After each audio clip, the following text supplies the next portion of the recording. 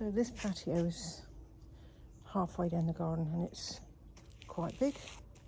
It's where we mostly sit, and it's not easy. It gets all sorts in it that I don't want, some that are quite big. Look at this verbena, beautiful.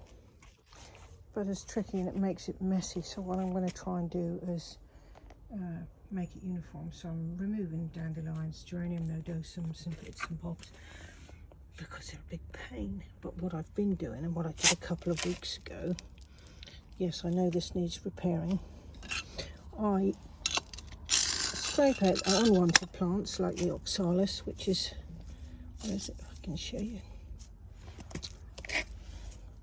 It'll spring load its seeds everywhere if you're not careful. Rosebay, willow herb, dandelion, there it is. Big pain in the butt. And what I did a while back is I bought some rosemary, creeping thyme, divided up the pots and put that in, and it's taken an absolute treat. So I'm delighted because it's perfect. It's quite nitty and woody, and it'll stop other things going in.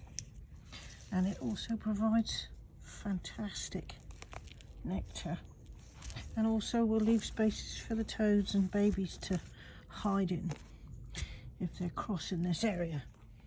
So yeah, just a thought for you, because I don't like regrating because we need water to go down somewhere, and this is just too much. So here's Prunella vulgaris, but I'm still thinking about that. There's some that I put in which is doing well, but it's more verbena here. Might leave in the viola odorata, some vetch there, but that's going to be too sort of high, so I'll keep those and take them out.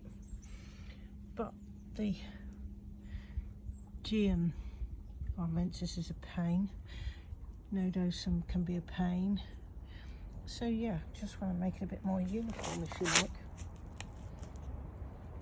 There's grasses that come through, and I do save some bits if I can get them out with a nice bit of root. See, there's another vetch. It's all good. So it's a question of a good bit of work, but I am absolutely thrilled with the way that thyme looks. So it's a possible solution for anybody watching.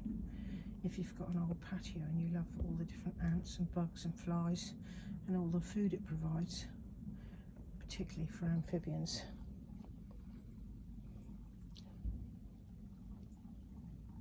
Happy gardening for wildlife.